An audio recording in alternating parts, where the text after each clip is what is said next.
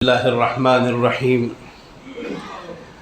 الحمد لله رب العالمين إله الأولين والآخرين والصلاة والسلام على أشرف الأنبياء والمرسلين سيدنا ومولانا محمد بن عبد الله الأمين وعلى آله وصحبه أجمعين وعلى كل من دعا بدعوته واستنى بسنته واهتدى بهديه إلى يوم الدين.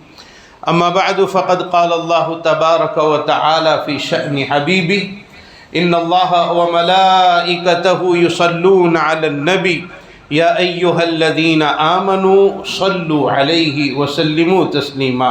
اللهم صل على سيدنا محمد وعلى آل سيدنا ومولانا محمد وبارك وسلم. جزا الله عنا نبينا محمدا صلى الله عليه وسلم بما هو أهله. اللهم صل على سيدنا محمد في اول و اوسط و آخر کلامنا. بزرگان محترم اور برادران اسلام، ہم میں سے ہر شخص یہ بات جانتا ہے کہ یہ دنیا ہمیشہ رہنے کی جگہ نہیں ہے. دنیا میں ہمارے آنے سے پہلے ایک الگ دنیا میں ہم تھے جسے عالم ارواح کہتے ہیں، اور پھر وہاں سے اللہ تعالیٰ کے حکم سے ہمارا سفر شروع ہوا اور ماں باپ کے واسطے سے ہم دنیا میں پہنچے ہیں. اور یہ ہمیشہ رہنے کی جگہ نہیں بلکہ یہ ایک اور دنیا کی طرف ہمیں لے جا رہا ہے یہ عالم، اور جس عالم میں ہمیں پہنچنا ہے وہ عالم آخرت ہے، اور وہاں کی تیاری کے لیے ہمیں یہ دنیا دی گئی ہے.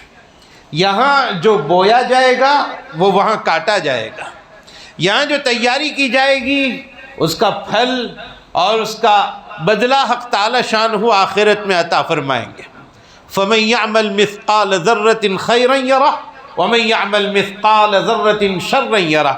ذرے کے برابر خیر کیا ہوگا دنیا میں، آخرت میں اس کا بدلہ ملے گا، اور ذرے کے برابر شر اور برائی کی ہوگی، آخرت میں اس کا بدلہ ملے گا.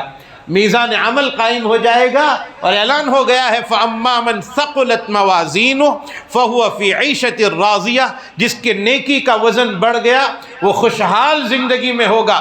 وَأَمَّا مَنْ خَفَّتْ مَوَازِينُهُ فَأُمُّهُ هَاوِيَةٌ.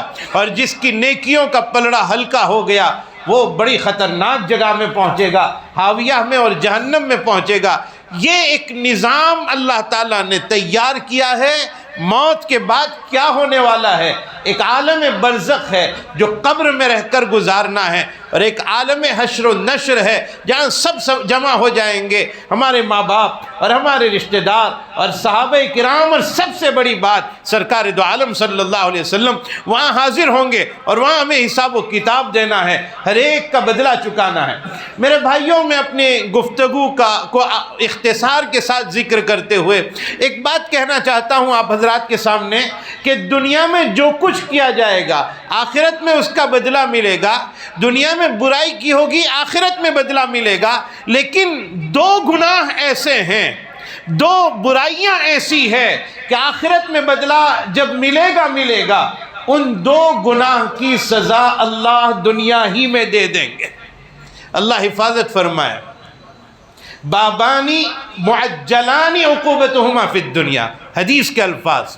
سرکار دو عالم صلی اللہ علیہ وسلم فرماتے ہیں دو گناہ ایسے ہیں معجلانی عقوبتہما فی الدنیا، ان دونوں کی سزا دنیا میں جلدی دے دی جائے گی. وہ کون سے دو گناہ ہیں؟ نمبر ایک البغی، ظلم کرنا کسی کے اوپر. نمبر دو عقوق الوالدین، ماں باپ کی نافرمانی کرنا. یہ دو ایسے گناہ ہیں، آخرت میں پکڑ ہوگی وہ اپنی جگہ پر، لیکن موت سے پہلے ظالم کو اس کے ظلم کا بدلہ ملے گا، ماں باپ کے نافرمان کو اس کی نافرمانی کا بدلہ اسی دنیا میں ملے گا. اللہ حفاظت فرمائے. ظلم بڑی خطرناک چیز ہے.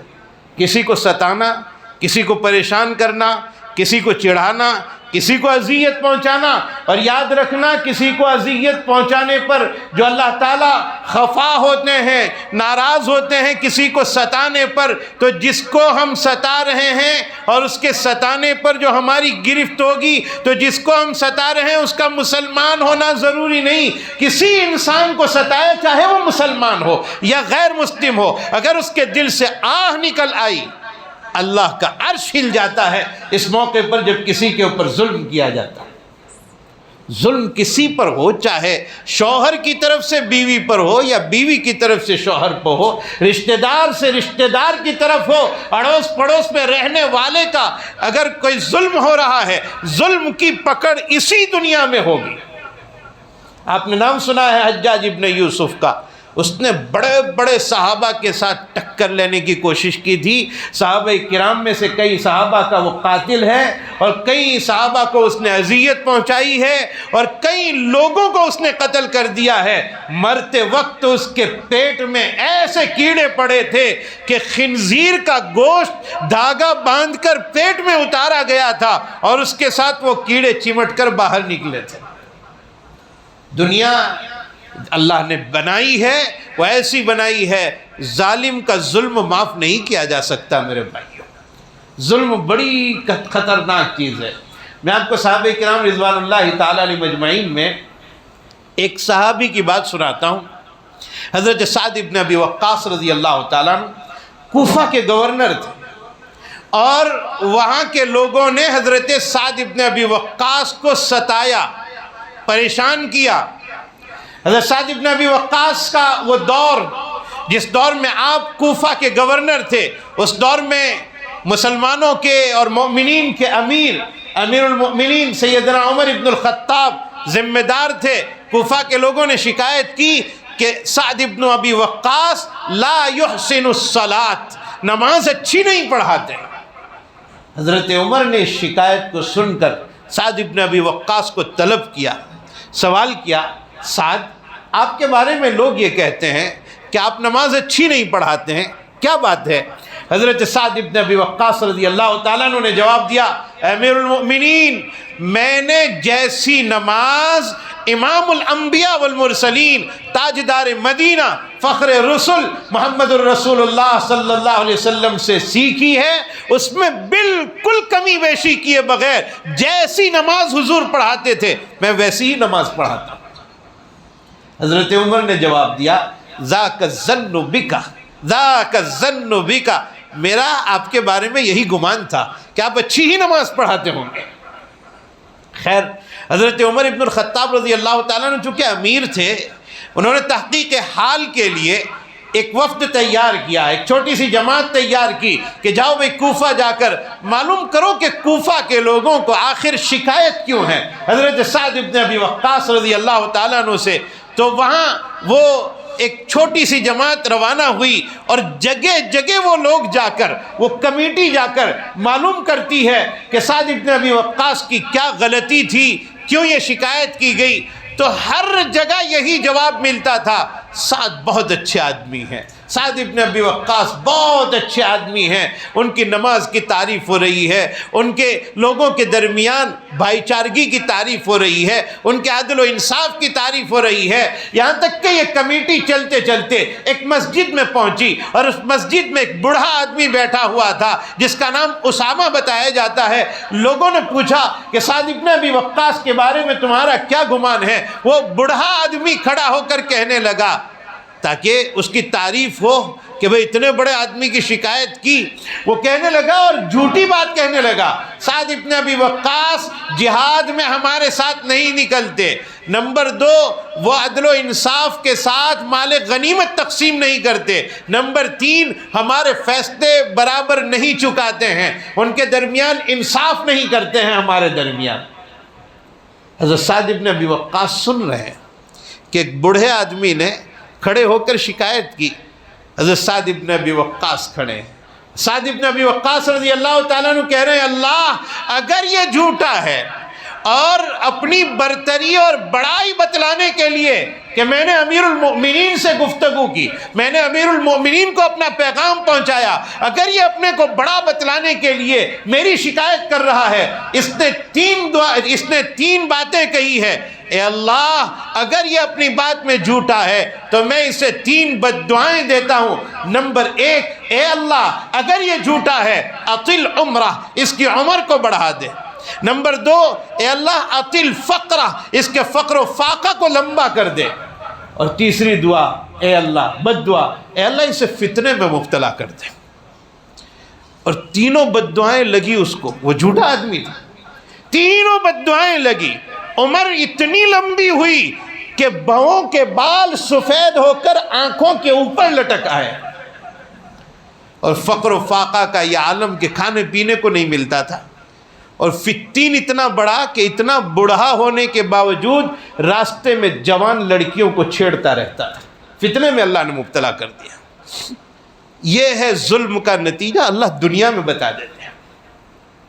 یہ تو ایک واقعہ میں نے آپ کے سامنے ذکر، ایسے دسیوں واقعات۔ اور ایک جملہ میں اگر کہوں تو غلط نہیں ہوگا، میں اور آپ اس دنیا میں اگر ہم کسی کے اوپر زیادتی کرتے ہیں، ظلم کرتے ہیں، میرا یہ ظلم اگر میں کسی پر کروں، اگر میں اپنی بیوی پر کروں، اگر میں اپنے پڑوسی پر کروں، اگر میں اپنے محلے کے لوگوں پر کروں، اگر میں کسی آدمی پر کروں، یاد رکھنا میں وہ ظلم، اپنا ظلم سامنے والے کے بینک میں جمع کروا رہا ہوں، ایک دن وہ آئے گا میرے پاس، وہ بدلہ بن کر آئے گا میرے پاس۔ یہ مجھے یاد رکھنا چاہیے، ہر شخص کو یاد رکھنا چاہیے، ظالم کے ظلم کا بدلہ اللہ دنیا میں عطا فرماتے ہیں۔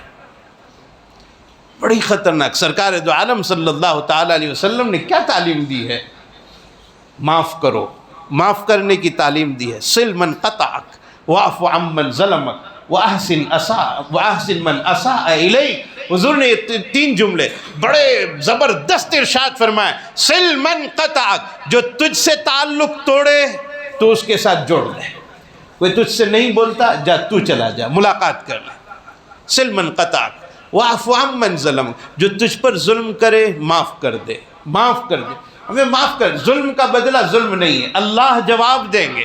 وَأَحْسِن مَنْ أَسَاءَ إِلَيْكَ، جو تیرے ساتھ برا کرے تو اس کے ساتھ اچھا معاملہ کر۔ شریعت مطہرہ نے، اسلام نے کہیں کسی کو ظلم کی اجازت نہیں دی ہے، کہیں کسی جانور تک کے اوپر ظلم کی اجازت نہیں دی۔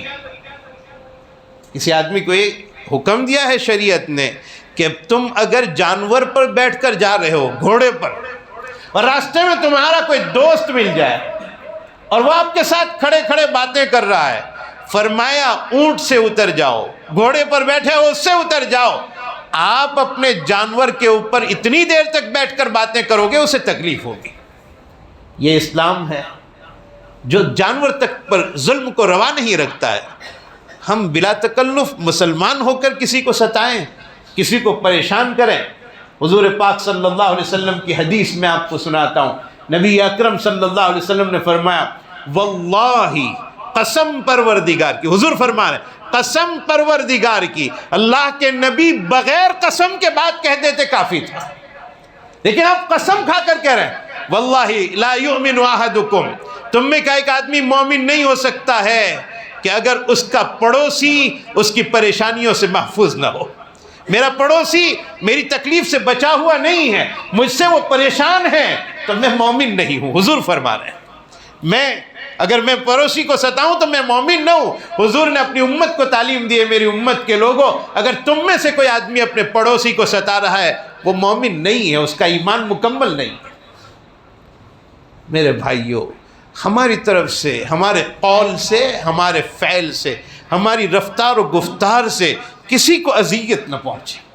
بعض مرتبہ آنکھ کا اشارہ نقصان پہنچا دیتا ہے، آنکھ کا اشارہ تکلیف پہنچا دیتا ہے۔ یاد رکھنا کل قیامت کے دن برائیوں کے ترازو میں، گناہوں کے ترازو میں، آج اگر میری آنکھ سے کسی کو تکلیف ہوئی ہے، وہ آنکھ کا اشارہ کل گناہوں میں تولا جائے گا۔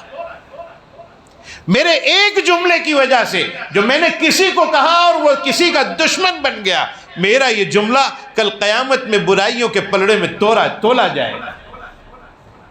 ہم کیا یہ سمجھتے ہیں جیسا مشرکین سمجھتے تھے ان ہی الا حیاتنا الدنیا نموت ونحیا، ہماری تو یہی زندگی ہے، یہی جینا ہے، یہی مرنا ہے، اس کے بعد زندگی نہیں. یہ ہمارا عقیدہ نہیں. ہمارا عقیدہ ہے موت کے بعد زندہ ہونا ہے، اللہ کے سامنے جواب دینا ہے، اللہ کے سامنے حاضر ہونا ہے، اور اللہ تعالیٰ کے سامنے سارا ریکارڈ ہمارے سامنے. میں ابھی تھوڑی دیر پہلے یہ جب بیان کے بارے میں سوچ رہا تھا، ایک چیز ذہن میں آئی، میں آپ کے سامنے ذکر کرتا ہوں. میں رب کعبہ کی قسم کھا کر کہتا ہوں کہ ہم لوگ اگر اپنی زندگی پر غور کریں، ایک نظر دوڑائیں بچپن سے لے کر 55 تک اور جوانی سے لے کر بڑھاپے تک، جب سے ہم مکلف ہوئے ہیں تب سے لے کر آج تک کئی گلیوں میں کیے ہوئے گناہ شاید میں اور آپ بھول گئے ہوں گے، رب العالمین نہیں بھولے ہیں، ان کے ریکارڈ میں محفوظ ہے، اور اللہ کو رجسٹروں کی ضرورت نہیں ہے. فرشتے ضرور لکھ رہے ہیں کہ یہ گناہ کر رہا ہے، ضرور لکھ رہے ہیں. میرے اللہ کو ان رجسٹروں کی ضرورت نہیں. یہ رجسٹر میرے اور آپ کے لیے ہیں کہ کل قیامت میں پیش کیا جائے گا. اقرأ کتابک کفا بنفسک اليوم علیک حسیبا. اپنا حساب تو خود پڑھ لے، تو خود دیکھ لے تو نے کیا جرم کیا. میرے بھائیوں، اس دن سے کیوں ہم بے خبر ہو گئے ہیں جس دن کی حاضری یقینی ہے، جس دن اللہ کے سامنے حاضر ہونا ہے؟ ہم کیوں بھول کر؟ وہ ایسا دن قائم ہونے والا ہے. میں آپ کو ایک حدیث سناتا ہوں.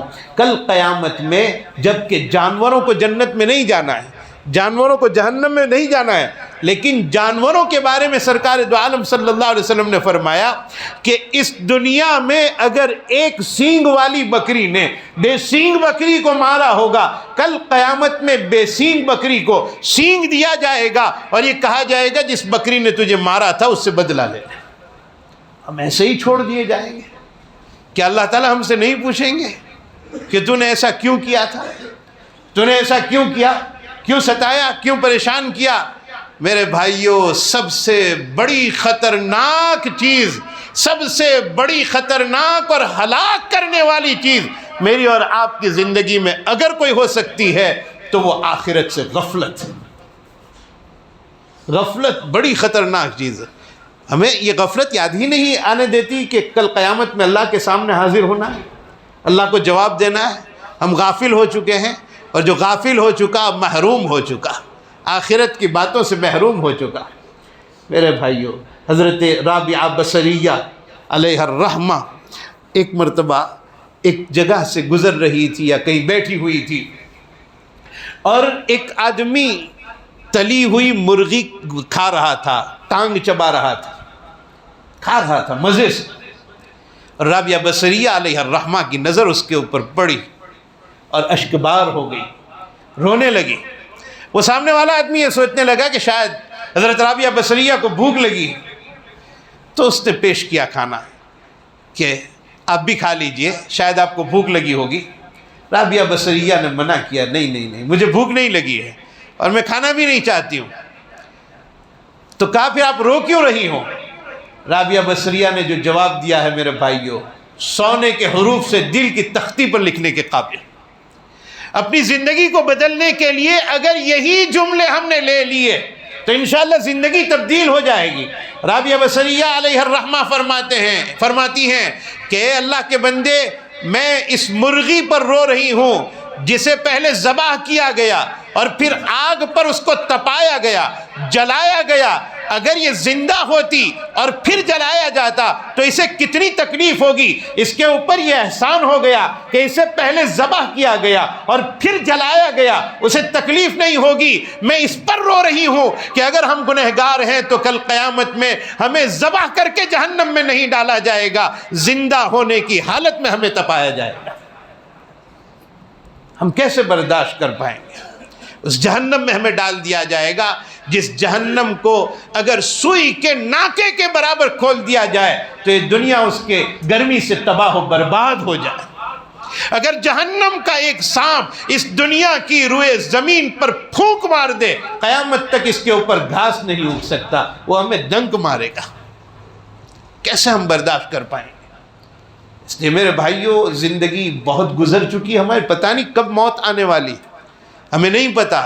لیکن سوچنا چاہیے، کبھی ہم بہت سی چیزیں سوچتے ہیں، یہ سوچنا چاہیے کہ اتنی لمبی زندگی میں میں نے اپنے رب کے لیے کیا کیا، میں نے اپنے پروردگار کے لیے کیا کیا، میں اسی میں الجھا رہا، فلاں کیا کرتا ہے، فلاں نے کیا کیا ہے، فلاں کیا سوچتا ہے، میں اسی میں الجھا رہا، میں نے کبھی یہ نہیں سوچا کہ کل کو روح نکال دی جائے گی، فرشتہ حاضر ہو جائے گا، روح نکال دی جائے گی، اس وقت میری زبان پر کلمہ طیبہ ہوگا یا نہیں ہوگا، اس وقت میرا کیا بنے گا، کیسے آخری وقت میں اچھے پریشان ہوئے ہیں میرے بھائیوں، میرا کیا بنے گا۔